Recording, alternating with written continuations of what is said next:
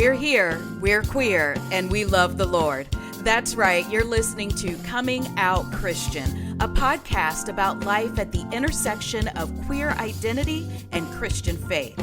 This fun, faithful, and sometimes irreverent podcast is a production of Love Boldly, an Ohio-based nonprofit creating spaces where LGBTQIA+ people can flourish in Christianity. I'm one of your hosts, Siobhan Nelson, and my co-host is the Reverend Dr. Ben Hillscamp, Executive Director of Love Boldly. So join us, and let's find out who's coming out today.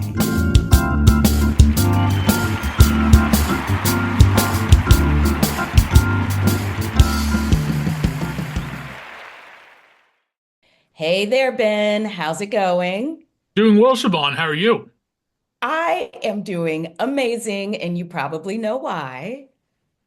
It is Pride Month. It is Pride Month. Happy Pride, Ben. I love saying Happy Pride. That is my favorite greeting all year long, and I literally say it for 30 days straight. Haha.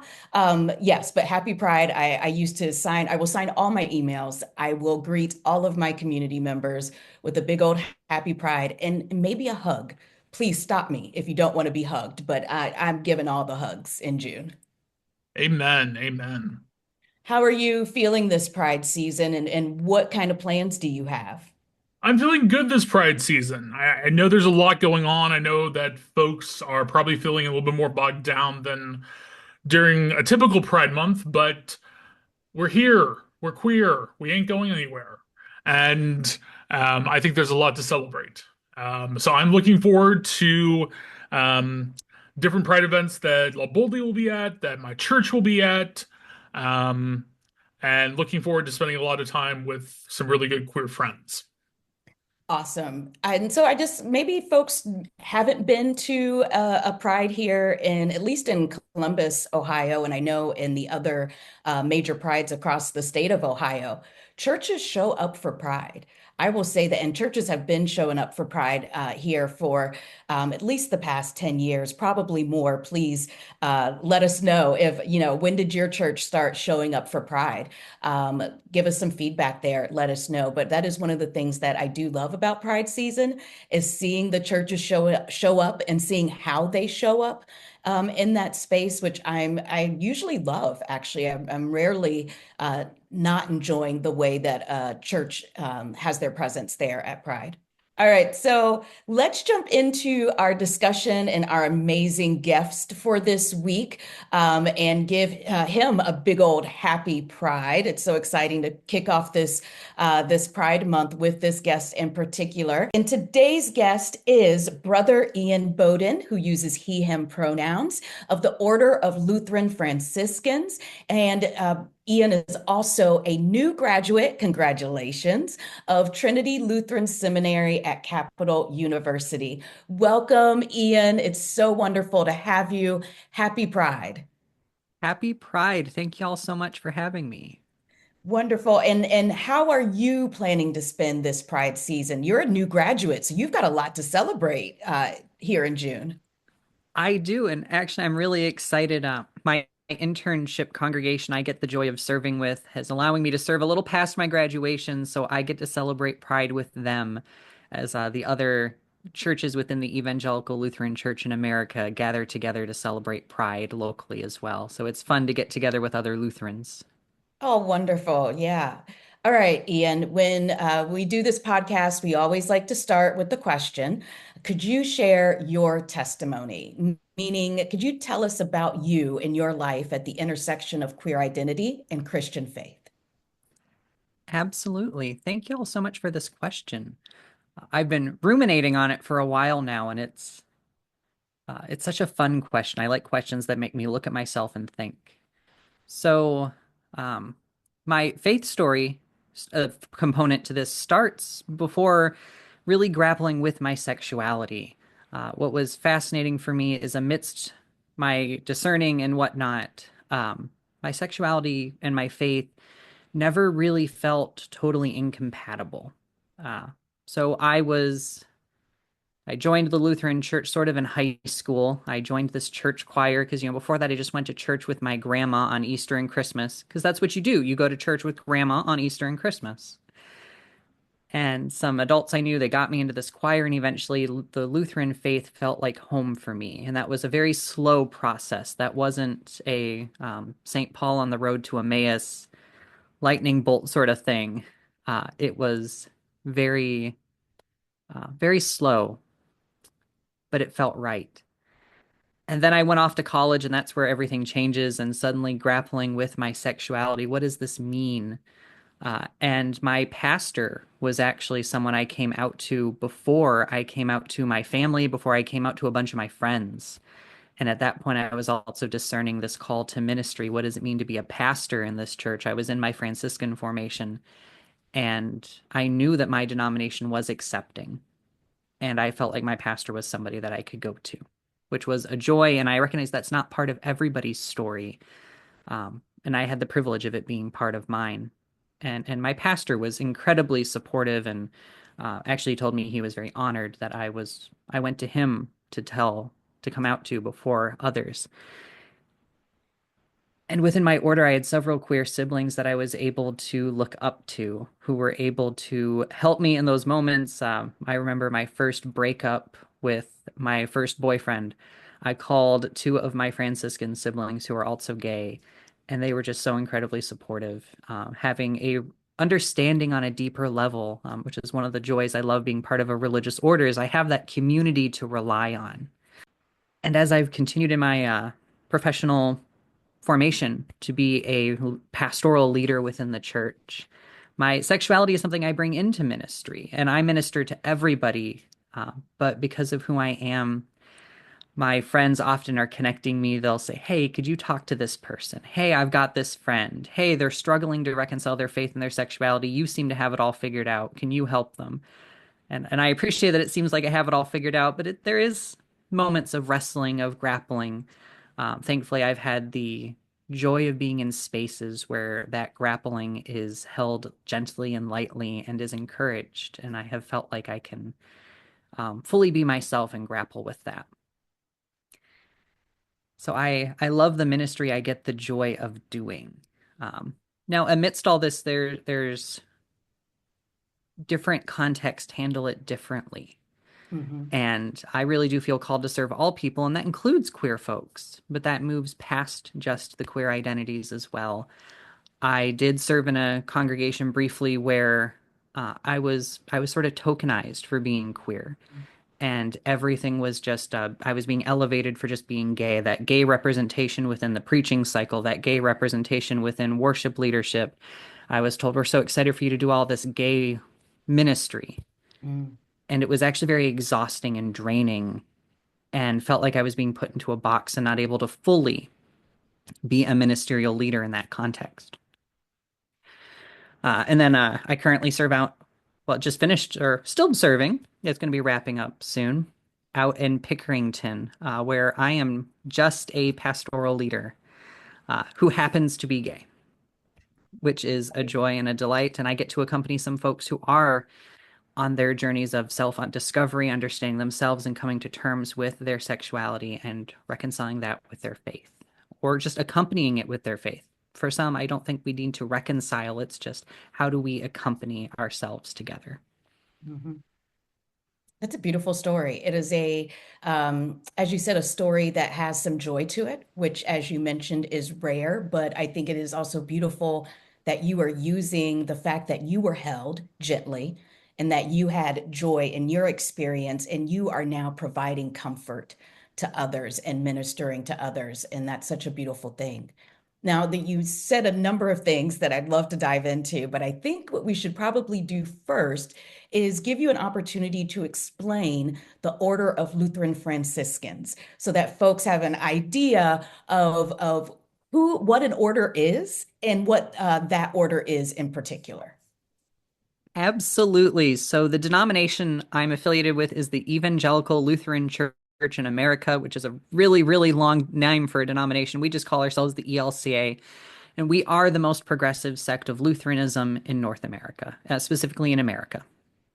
And Lutherans have had religious orders, that is, like monks, nuns, and friars, since the Reformation.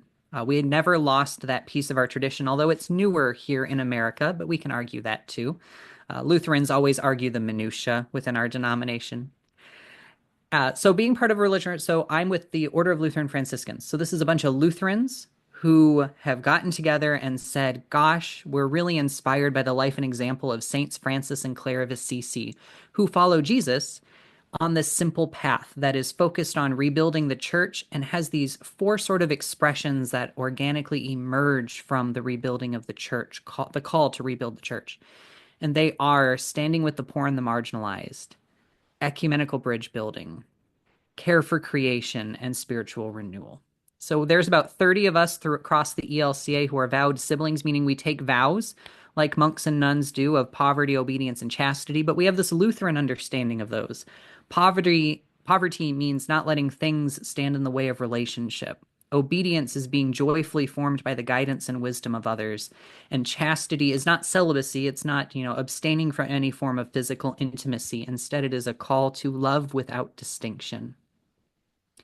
Wow. So that's a little bit, and I love my order. We've been around for roughly 15-ish years now. We're a teenager, we like to tell people, and I've been with the order for over a decade.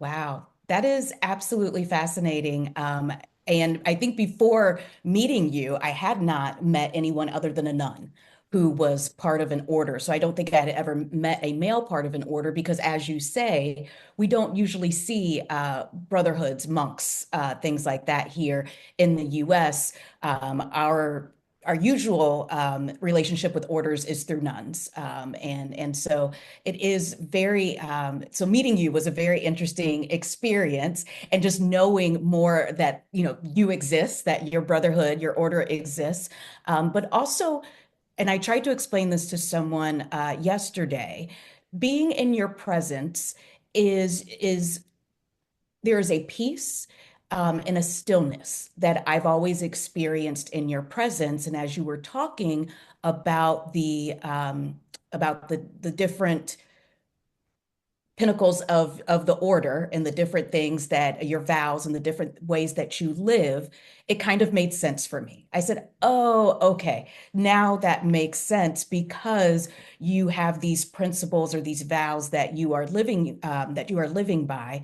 How does that how does that translate to having relationships and conversations in the queer community? I mean, you said, you're not restrained from having physical intimacy. I'm guessing you're not restrained from having romantic relationships. You mentioned a boyfriend a little bit ago. So how is that translated into your relationships within the queer community? Yeah, I have experienced the full gamut. It is truly a mixed bag. Uh, I've experienced folks who are not receptive because in that moment I represent an institution or a group that has hurt them, and their pain is very real. I will never deny that their pain is real. And I represent all that. So sometimes it's met with anger, it's met with frustration, and of course, anger is always pain. My favorite quote about anger is, I sat with my anger long enough, and she told me her name was Pain. Uh, so that's real. Some people just don't get it. There have been moments, in moments of anger or frustration, folks like it feels like you're aligning with the enemy, which never feels good. I'm like, oh, but faith and sexuality, they're not meant to be enemies. They don't have to be. Right. And I have some folks who embrace it, who are excited, some who are active parts of different worshiping communities or are on some form of spiritual journey, and they understand it.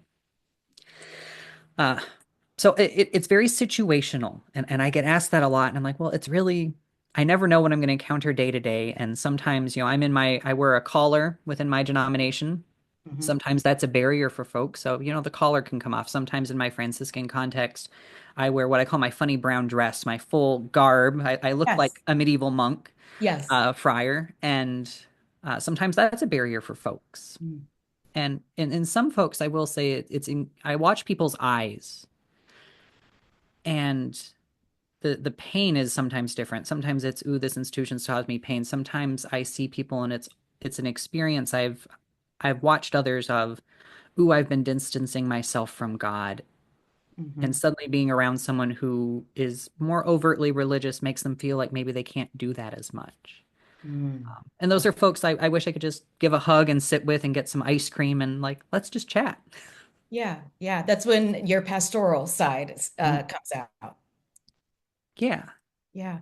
And then you mentioned being tokenized as a gay member of clergy or as a clergy member who happens to be gay, which it sounds like that is how you would prefer that order of words or that order of understanding to be.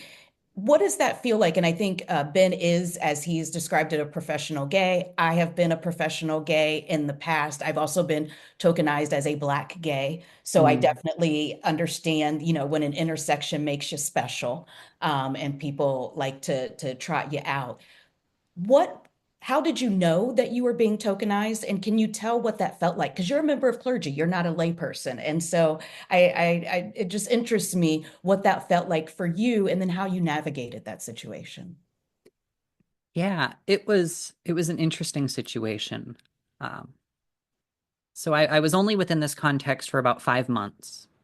And ultimately, we discerned that maybe I wasn't the right fit for that context, which is totally fair because not every ministry leader is called to every context. But when I first got there, they made a fairly big deal about pre-announcing like we're getting this intern and this intern is gay. And this congregation is very affirming. That's part of one of the things they really staked their identity on. So it's very important for them. For me, I recognized that maybe this wasn't a system that I wanted to operate in this way within when it never moved past that. Whenever I would preach, people would say, "Oh, it's so good to see this, queer representation in the pulpit, but you're more than just gay." Every Right. time I led worship or was part of the leading of worship, I was told, "It's so good to see a young gay man leading worship, but you're more than just gay." When we would go to meet with other ministries that we did different ecumenical ministry with, I was introduced by others, and it was always, "This is our gay intern." And um, event Absolutely. this Tokenizing. yeah, Absolutely. it Yeah. sat with me. I'm like, am I allowed to be more than this? And people didn't see me in ministry settings outside of that. Hmm. So really felt like I was pigeonholed and not able to, within pastoral ministry, not able to fully function. Right.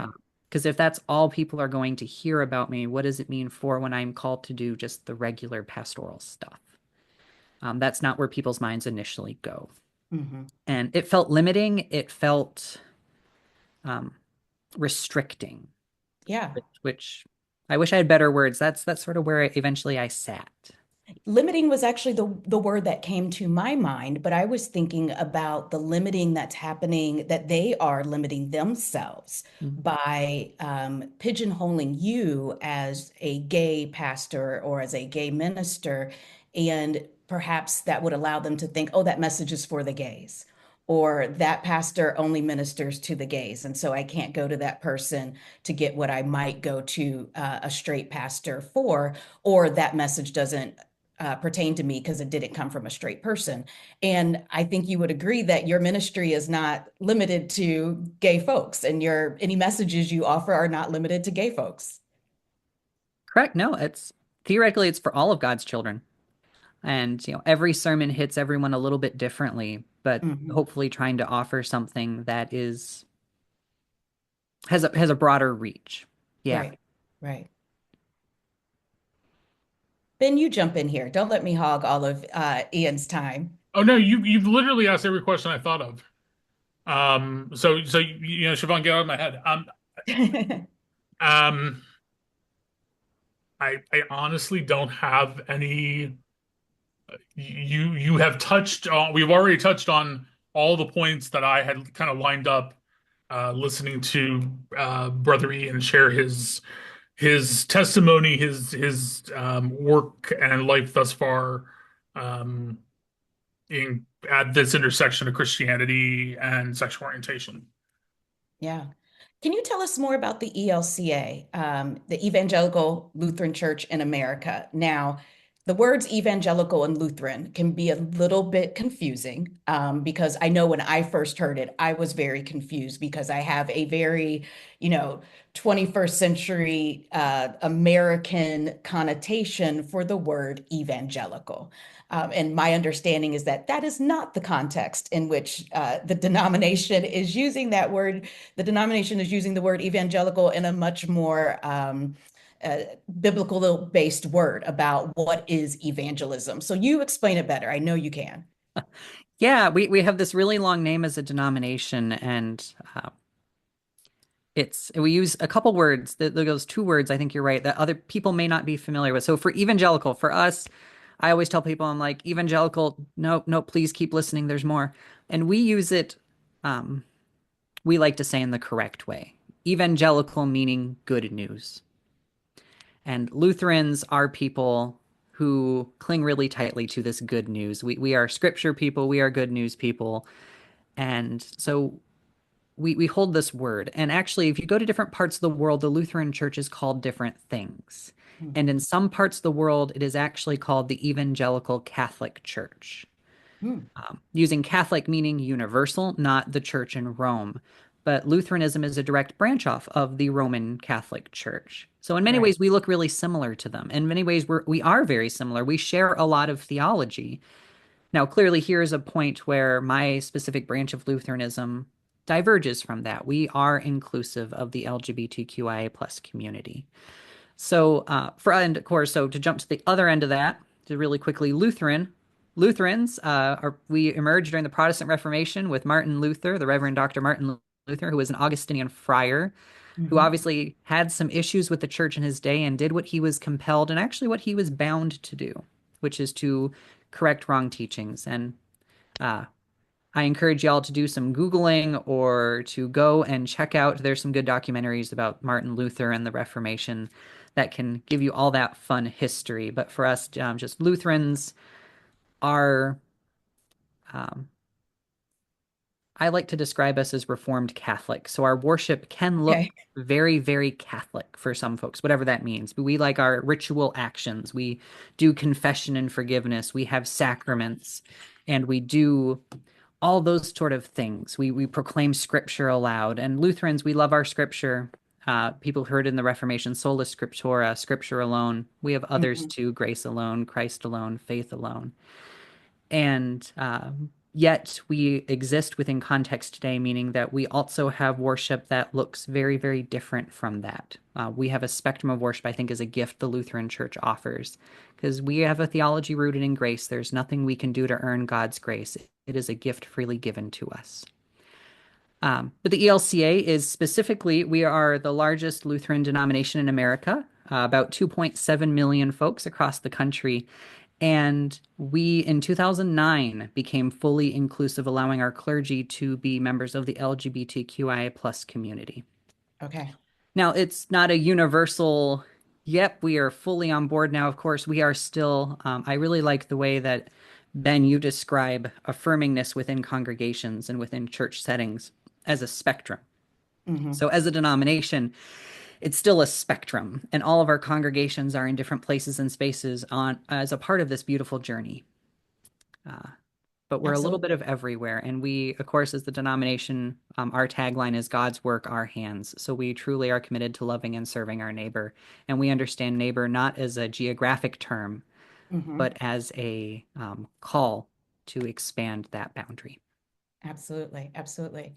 So, thinking about Martin Luther, and like you said, the calling out of wrongdoing, Mm. um, and then also thinking about evangelical and that being the good news, the gospel, right? So it seems like there is this calling to actually say when things are wrong, and then also to spread the good news. And that sounds a lot to me like advocacy, right? If you Mm. are, Yeah. if right? So what would you say is your relationship with advocacy as a member of the queer community, but also as a person of faith, a clergy member, recognizing that that still means something here in the United States, both with, voters and, regular people, and also with people who are in power? Yeah, advocacy is part of how I understand our commitments as clergy within my denomination, as a sibling within my religious order, and what it means to be a Christian. So, Lutheranism said we believe that the church has a voice in the public square.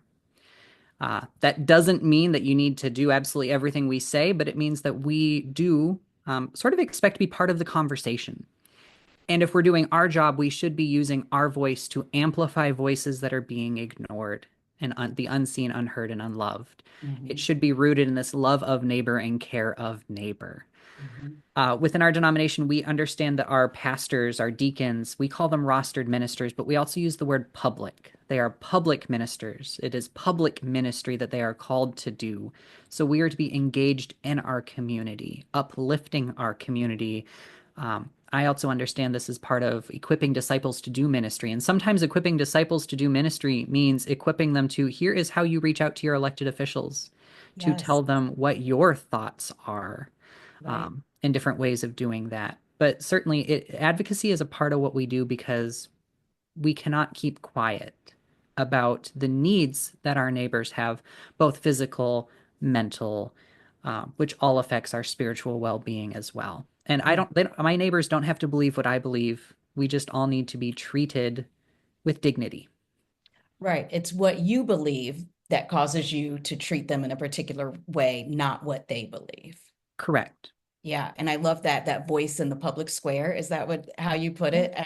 And I love to see that. I love I know whenever we would have protests at the State House or in other spaces, seeing clergy members there in that space, even if I didn't necessarily interact with that clergy member, or if I weren't in a space where I was interacting with clergy or the church at all, because I've had different times and seasons in my life, but it was encouraging. It was a reminder, it was a little whisper from God of, see, I'm here. I'm right here, and my people are here with you. So thank you for showing up and using your voice, Ian. I've often seen you at events and places around the city being an advocate and being just generally pastoral for the queer community as a whole. So thank you for that. Oh, thank you. And I think you're right that our society, our leaders still do receive advocacy differently when it comes from leaders within the faith community.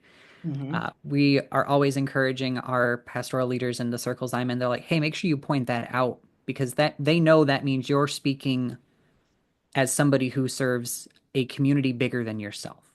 That's right. That's right. Yeah. Ben, did you have any other questions for Ian? I don't want to keep them forever. I think, Ian, I think you know that we could pick your brain all day and I could ask you a bunch of questions about ELCA, but we won't do that to you. Instead, we're going to move into our segments, if that sounds like a good idea to everyone. Our first segment each week is the query of the day. And today's query is, when was the first time you felt pride about being queer? Like, if you can think about that, when was the first time that you were like, okay, being gay, being lesbian, being queer, this is actually kind of a cool thing, and I want to tell people about it, and I want to wear it on my sleeve. Ben, when was that for you? Ooh, I think it was probably my senior year of college. I'd come out 2 years earlier. I had gotten very involved in some, I now understand, fairly low-level queer advocacy on campus.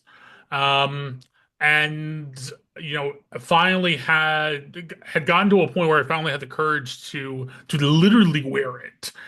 In the sense of these buttons we made that had part of the college's motto set against a rainbow flag. And we're passing these out on campus and getting people to wear them and whatnot. And no, I mean at that point it was like, okay, okay, I'm not so worried about this anymore. This is who I am. Um, and that definitely wasn't set in stone at that point, but that was definitely the first time that I really felt that way. What about you, Siobhan? For me, it's actually going to be also tied to the purchasing of a shirt. But I had thought about this moment before then, and I realized when you said that oh, that is the when I purchased my first gay shirt. And this was going to be years ago, maybe 2005. So, 20 years ago now. I was out of college. I was maybe in law school at that point, maybe just having graduated from law school. And it was a moment, it was the first time that I had an opportunity to be in a space that was almost exclusively Black and female and queer. And that just solidified it for me. I was done. I had to throw in the towel at pretending any other, but it was being in that space where I could see so many other beautiful faces that looked like mine, and just seeing them there and saying, "Oh, this is not only is this okay, this is beautiful." And these people are beautiful, and I am also beautiful as one of these folks. And then that same weekend, I did buy my first gay shirt. It said "too cute to be straight," which is obnoxious and ridiculous, but I do still remember it. What about you, Ian? Yeah, thank you for letting me go last. I had to think through this question so many times. And actually, I think it was probably when I was in college, my undergrad at Capital University, and I went to a larger fraternity gathering for my fraternity. It was a gender inclusive service fraternity. So the initial imagery when you say fraternity that comes to mind is clearly not what I was part of. Got But it. the leadership within my fraternity, there was a number of them that were very clearly gay and queer and all over the spectrum. And seeing other folks within leadership as well as serving on all these different committees uh, was, I don't know, first I'm like, wow, like this is okay. And we're all over the place. And it was this collision of my worlds in a way that I wasn't expecting at that moment. But it was beautiful, and I felt so proud in that moment. Amazing. Yeah, representation matters, right? It's important to be able to see yourself out there in the world as part of learning to love yourself. Yeah. All right. So, folks, if you are a regular listener, you know that our next segment is our moment in queer Christian history, because not only have we always been here, we've always been here in the church. But we've got a surprise for you this week. Our guest, Ian, is bringing us our moment in queer Christian history. Why? Because Ian loves Christian history. And so, who better to bring us this week's moment? Thank you for letting us pick your brain, Ian. Anytime. Thank you for this opportunity. I was really excited when I was asked. So for today, we're going to journey all the way back to the 1200s, to the early 11th century. And everyone who's a church and at home is going, oh my gosh, you're going to talk about St. Francis of Assisi. No, we're going to talk about St. Aelred. We're going to go over to England. I Uh, love Britain. I love it. Saint Aelred is a monk. He's within the Cistercian community. Feel free to give them a Google. They come out of the Benedictine tradition. I can go off about religious orders all day long. They are so cool. But Saint Aelred became an abbot. That's the head monk. He was the monk's boss at an abbey, and he served in England, in England, Scotland, in that area. They were debating the border around those times. And he is the patron saint of friendship. Oh, And I love it. And we cannot, we can't say with certainty was Saint Aelred gay. I can tell you for certain I don't think he was straight. I'm going to read you a little bit about what he wrote. And the first time I read this, I thought, gosh, if a man would write this for me, I would, oh. It is no small consolation in this life to have someone who can unite with you in an intimate affection and the embrace of holy love, someone in whom your spirit can rest, to whom you can pour out your soul, to whose pleasant exchanges, as to soothing songs, you can fly in sorrow. With those spiritual kisses, as with remedial salves, you may draw out all the weariness of your restless anxieties. a man who can shed tears with you in your worries, be happy with you when things go well, search out with you the answer to your problems, whom with the ties of charity you can lead into the depths of your heart, where the sweetness of the Spirit flows between you, where you join yourself and cleave to him, that soul mingles with soul, and two become one. Woo. All right. Ian, that is saying something right there. You said that he was the patron saint of friendship, but that sounds like a little bit more than friends, for Just being honest. just a little bit, and he's known for within his abbey of really encouraging friendships, encouraging camaraderie, really reveling in those relationships. And there's so much more I could say about him, but I just, as I was thinking through, I'm like, well, here's somebody who I just don't think necessarily fits into what we may consider straight. I don't think so either. I think I agree with you on that. And Ben, let's go ahead and put that name in the show notes so that folks can do their own Googling. I know that's probably going to get some folks thinking and wanting to see if they can learn a little bit more on that fun person.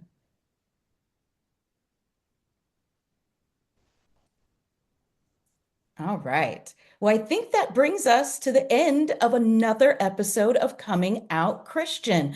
Ian, it has been absolutely spectacular speaking with you, getting to learn more about you, getting to learn more about orders and evangelical Lutherans. Thank you so much for sharing all of that information with us and for welcoming us into your experience and the reasons behind your ministry. I think that that really has been a nice way of getting to know you and getting to know a member of clergy, which is not something that many of us do, that we can say that, oh yeah, I have a friend who's a member of clergy, but it is good to get to know members of clergy on a personal, individual basis. So thank you for reminding us of that, Ian. Thank you so much for inviting me onto this podcast and chatting with y'all. It is always so lovely to chat with you. Oh, wonderful. Ben, anything that I've forgotten today? Well, Ian, is there anything that you want to promote, plug, any events coming up, organizations that you work with? We'd love to give you another platform to promote any of the good work that you're doing. Yeah, well, thank you so very much. Of course, we've talked about the Order of Lutheran Franciscans. I encourage you to go check out our website, lutheranfranciscans.org. There's more information there, and you can see my face as listed and all the with all my other siblings there. I also am very grateful to an organization we have within the ELCA called Reconciling Works, and they are an organization that specifically accompanies, they do more than just this, but they accompany congregations in the journey of what it means to be an open and affirming congregation and to be inclusive of the LGBTQIA plus community. And they have so much good work. They've also got really cool swag, so feel free to go shop their stuff and support them.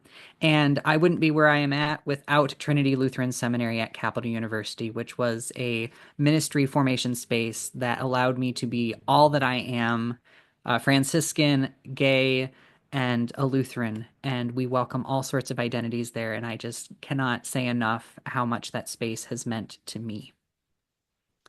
Wonderful, amazing. Well, Ben, I think that that is all for this episode. Again, thank you, Ian, for joining us. Please check out the ELCA if you are looking for a church home or just want to learn more about another affirming denomination. And Ben, thank you for being a great co-host. Thank you. All righty. We'll see you next time on Coming Out Christian.